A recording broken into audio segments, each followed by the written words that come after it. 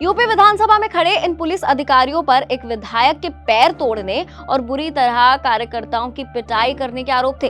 उत्तर प्रदेश विधानसभा में इनकी सजा पर सुनवाई हुई और अध्यक्ष ने इन्हें 1 दिन कैद करने का आदेश दे दिया है।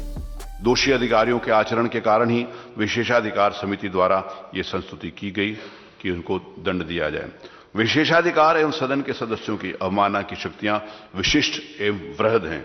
हम इस बात को पूरी तरीके से विज्ञ हैं कि इन शक्तियों का प्रयोग सामान्यतः नहीं किया जाना चाहिए, परंतु यह हमारा दायित्व है कि विधायिका की मर्यादा को संरक्षित करने हेतु इन शक्तियों का आवश्यकता अनुसार प्रयोग किया जाए। विधानसभा में बकायदा कटघरा लगाया गया था, जिसमें दोषी पुलिस अधिकारी खड़े करे गए थे।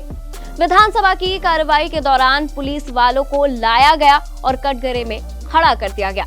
सुनवाई हुई और फिर एक्शन हुआ। दरअसल ये मामला 2004 का था। मुलायम सिंह यादव मुख्यमंत्री थे। यूपी के कानपुर में लाठीचार्ज के दौरान बीजेपी के तत्कालीन विधायक का पैर टूट गया था।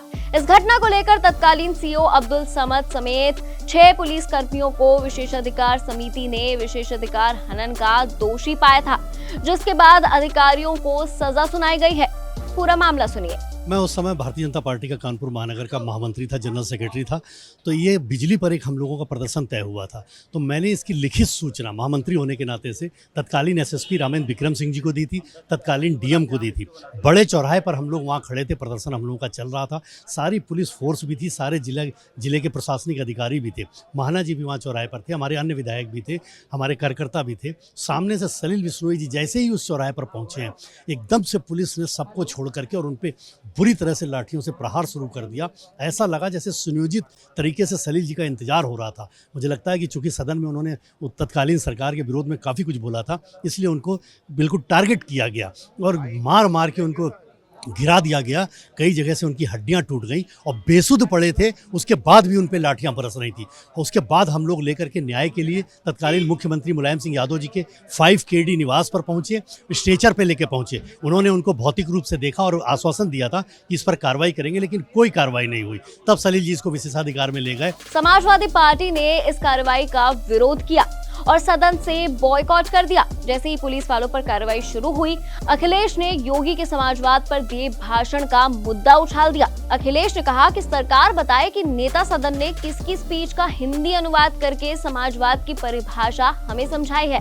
इस पर सुरेश खन्ना ने उन्हें जवाब भी दिया, लेकिन जवाब से अखिलेश संतुष्ट नहीं हुए। हमारे लिए बाबा साहब का बनाया हुआ संविधान महत्वपूर्ण है। हमारे डॉक्टर राममनोहर लोहिया ने जो रास्ता दिखाया वो महत्वपूर्ण है। नेताजी ने जो रास्ता दिखाया वो महत्वपूर्ण है। भगत सिंह ने जो क्रांतिकारी आजादी लड़ाई में जो कहा कि हमारा समाज को कोई दिशा दिखा सकता है तो समाजवादी विचारधारा दिखा सकती है। नेताजी ने जो रास्ता दिखाया वो हमारा समाजवाद का।